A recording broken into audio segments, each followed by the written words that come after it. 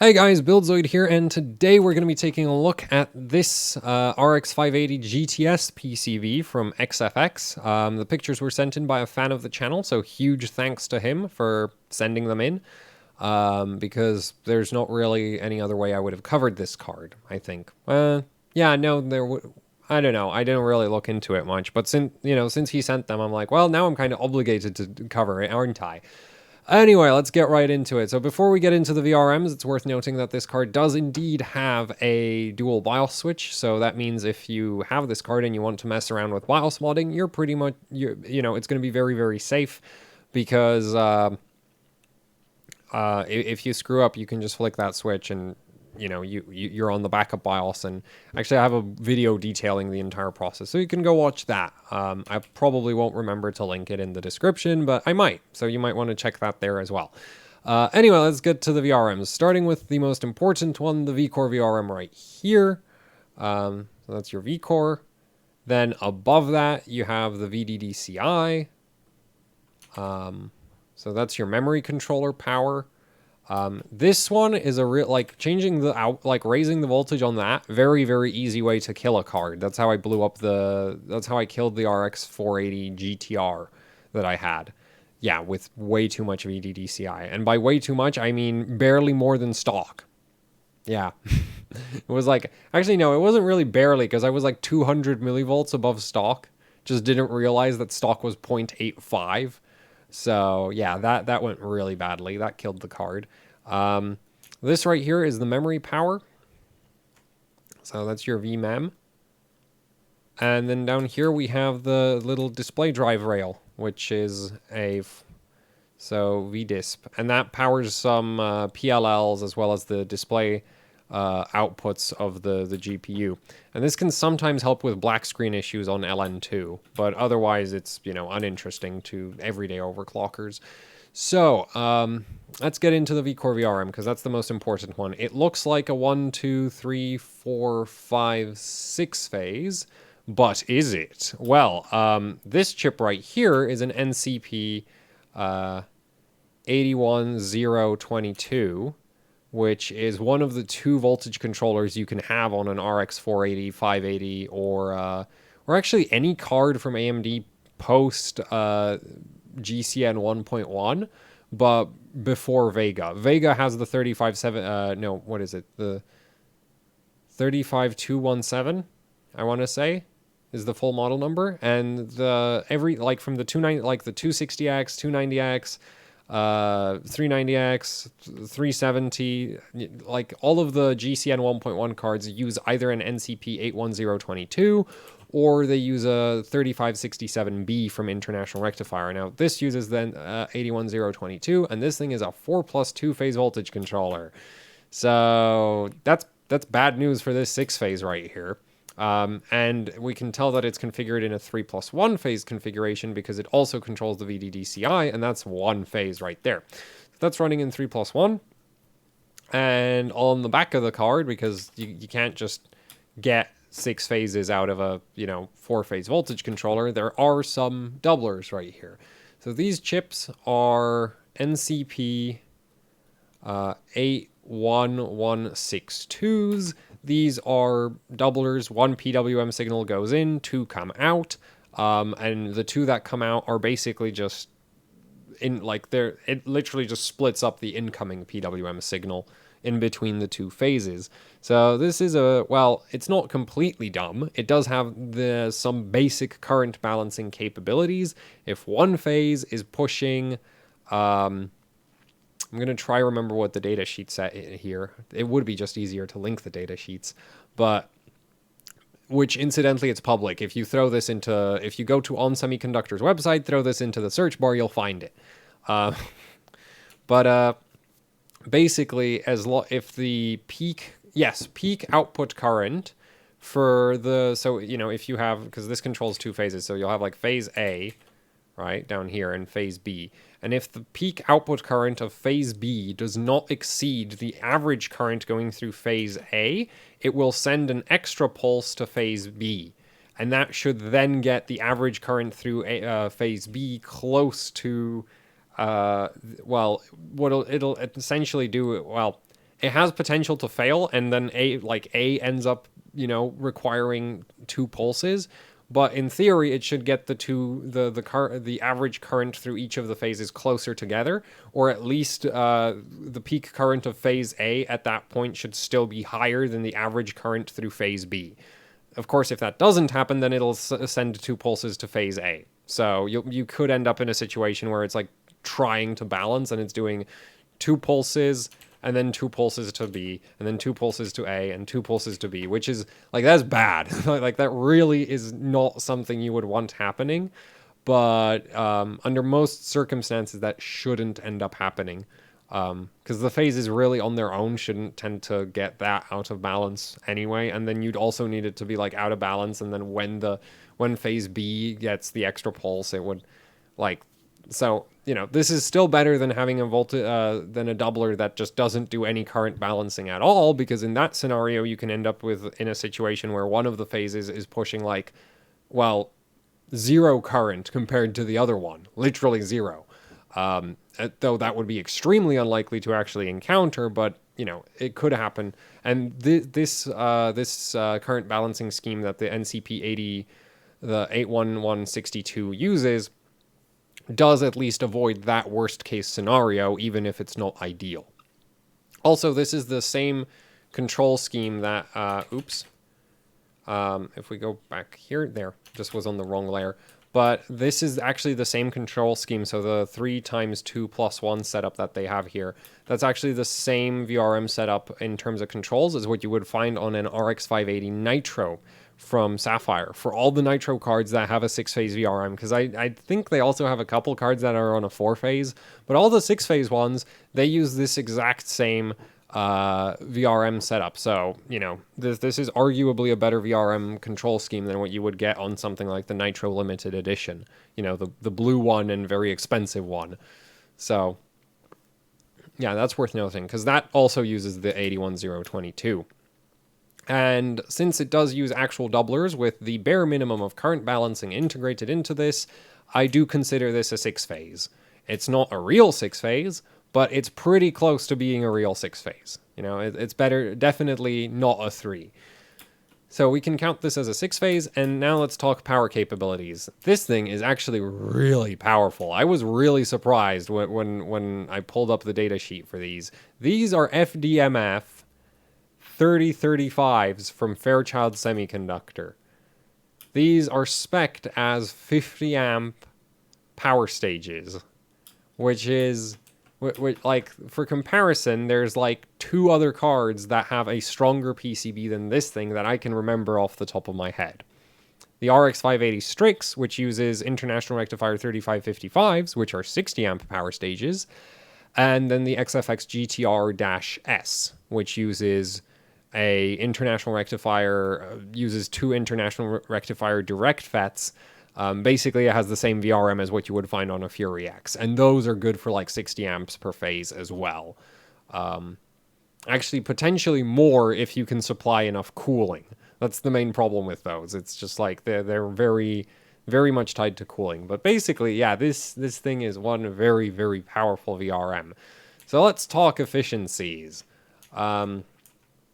1 volt, 100 amps, which is below what a RX... Well, an RX 480 would actually push this at around 1 volt. Around, not at 1 volt. Slightly above that. But, yeah, an RX 480 would pull around 100 amps stock. For that, you'd be looking at only 8.5 watts of heat from this VRM. Like, this should not need a heatsink at that point. For 1.25 volts and 150 to 200 amps, which you would actually hit with an RX 580 somewhere, or a 480. It's basically the same chip. The main difference will be what kind of frequency you can hit at this voltage. Well, 1.25 volts, which is what I would recommend for daily settings, because yeah, it's not going to be super power efficient, but you're going to have, like, you're on 1.25 volts, you're going to be looking at sort of 1400 to 1500 megahertz, potentially 1550 on some really good cards. So, 1400 to 1500 megahertz on 1.25 volts, you're going to be looking at around between 150 and 200 amps current output. And for that amount of current output, this VRM produces 15 watts of heat for for 150A, and for 200A, it's producing 24 watts of heat. As long as this thing has a solid heatsink, which I think this should have, because there are heatsink mounting holes in this, and I think XFX integrates the VRM heatsink into the actual like GPU core heatsink, so this should have plenty of surface area. Yeah, this is, you know, this is better than a lot of the motherboards I look at for much at 140 amps, admittedly. So yeah, this thing has a better VRM than most of the motherboards we covered recently, which isn't surprising because GPUs are just much higher current draw devices in general. So finding an RX 580 with a better VRM than a motherboard, not surprising. And then for 1.5 volts, which you wouldn't actually, like on liquid nitrogen, you might want to run that, but most of the time, like the current figures, I was lazy. I decided, because the thing is, these FDMF 30, 35, 50 amp power stages, going from 1 volt to 1.5 volts, you're looking at only a 10% increase in power, like heat dissipation, which is crazy efficient, actually. Like, these things are optimized for a very wide voltage, like output voltage range, because most other power stages that I've looked at in the past, you do this difference in voltage output and you're looking at more like 15 or even 20% change in power dissipation. And so for the sake of, you know, not having a bunch of figures that are like cramped up against each other, I went from 1.25 to 1.5 volts, even though the current draw difference would not, like, does not reflect that. Well, 1.5 volts, 250 amps, you're going to be looking at 36 watts of heat output, which, you know, in reality, to do 250 amps, you'd actually be well below 1.5 volts, so significant, you know, a bit below that 36 watt figure, because again, the efficiency really doesn't change that much. And then 300 amps output, you're going to be looking at, well, not even efficiency, but like heat dissipation, because the efficiency actually goes up as you raise the voltage. And then for 300 amps, you'd be looking at 56 watts of heat output. So this really depends on VRM cooling at this point, but it's not, you know, hugely inefficient, for sure. Like, it's definitely not massively inefficient.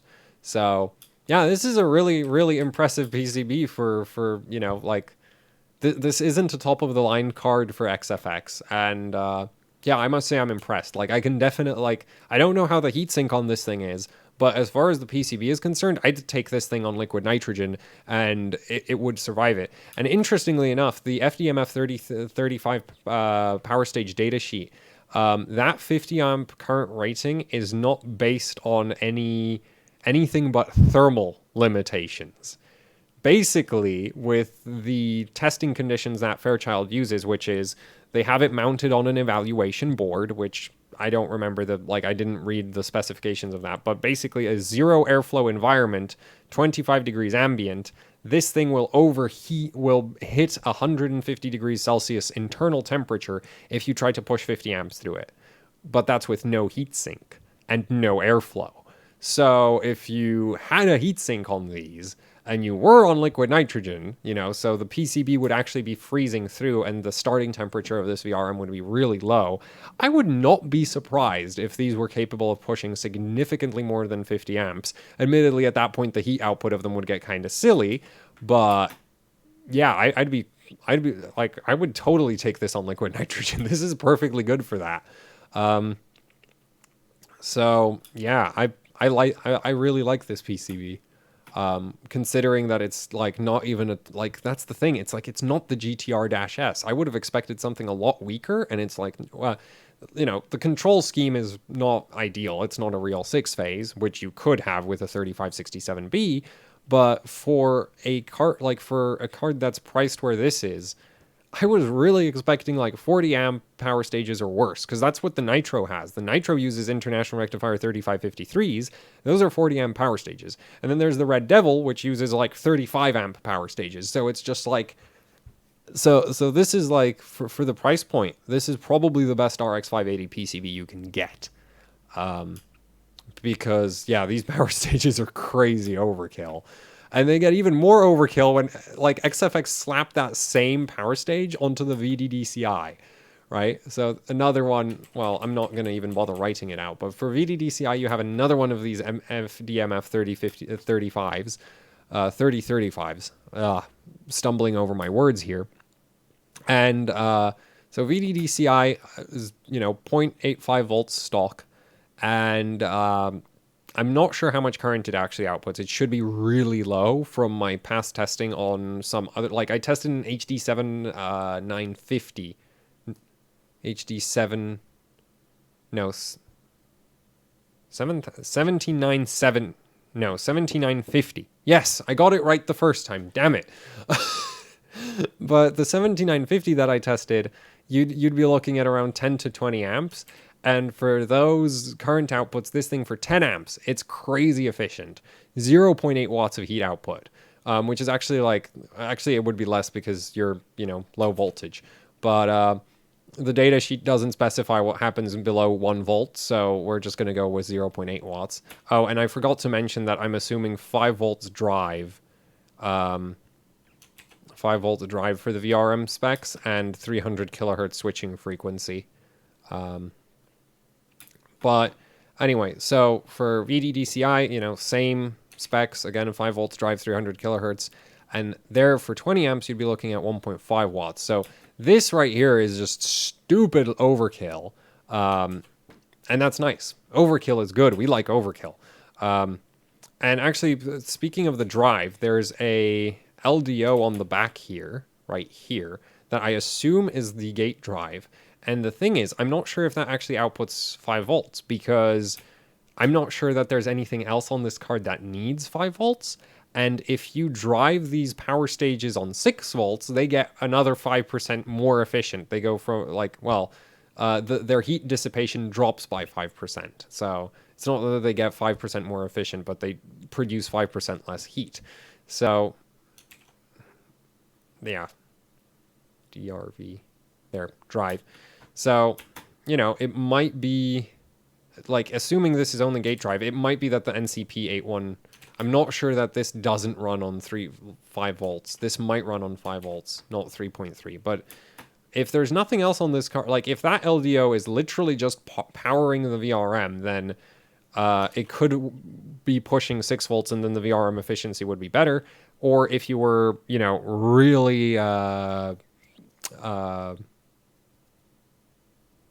well, if you wanted to go really overboard on modifying your card, you could potentially mod the try isolate the drive circuit, the drive power plane for the Mosfets, and feed that straight 6 volts, and that would give you a bit more VRM efficiency again.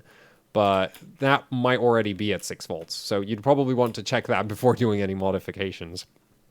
So yeah, VCore and VDDCI. Very, very, nice. I'm very, very impressed with what XFX have done here. Memory VRM is... they use this VRM on the GTR, and I'm not going to go through the current ratings for this thing because it's going to be the usual. Memory VRM is overkill, as usual, because it's always overkill. Memory really doesn't pull enough current to really cause concerns. But you do get a single high side... Well... It could cause concerns, but this, if of all the VRMs to save costs on, this is not one of them. It's usually VCore, because here if you downgrade 1 phase, you downgrade 6 phases, and your savings stack up.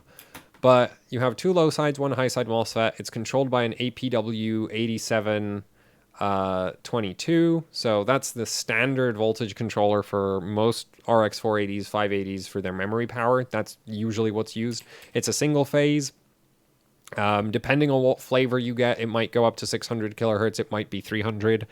The MOSFETs, the high side is a Sino Power 4377, and the low side MOSFETs are 4373s. And I've gone over this VRM before on some card, and that's why I know it is overkill, because I've done it in the past, except back then I didn't write down my scripts. So, well, it's not really a script, but I didn't write down my notes, so I can't go back to check to steal those power ratings. So that sucks, doesn't it? But it's overkill. You can just go find the... Actually, yeah, the RX 480 GTR video covers this VRM. So you can go and just watch that one, and it'll cover it, I think. I'm pretty sure it'll cover it. So yeah, that's plenty overkill. And then this right here is the good old APW 87 713, which is a fully integrated buck converter. And I want to say it's rated for 9 amps or 10 amps output. And again, you don't have to worry about this because the only time you should even consider modifying this voltage is on liquid nitrogen, and it still doesn't really push that much power. But it is an APW 8713, which I think is what all the other what XFX used on the past cards. So, yeah. That's the RX 580 GTS. I'm actually really impressed because I was, as I said earlier, I was expecting 40 amp power stages, and instead I got 50. Ridiculously efficient ones too. Like their efficiency, most power stages like flatline around 0.8 watts. At least the international rectifier 3555 and 3556, and like there's a lot of power stages where you go below sort of 10 watts, 10 amps output. And their power efficiency, just like their heat output, just flatlines at that point. But these go all the way down to like 0.5 watts at, you know, very, very low current output. So these even at very low current outputs, these get pretty damn good efficiency. So yeah, I'm really impressed by this VRM right here. Like I was not expecting 50 amp power stages at all. And yeah, as long as I don't know how the heatsink is on this thing, but assuming that if the heatsink is good, then this is a, you know, RX 580 I can very strongly recommend, because that is one hell of a VRM. So yeah, props to XFX for making yet another great RX 580. And that's it for the video. Thanks for watching. Like, share, subscribe, leave any comments, questions, or suggestions down in the comment section below. If you'd like to support what I do here with actually hardcore overclocking, I have a PayPal, a Patreon, and t-shirts you can buy. There's a link to all of that down in the description below. And that's it for the video, so goodbye, and see you next time.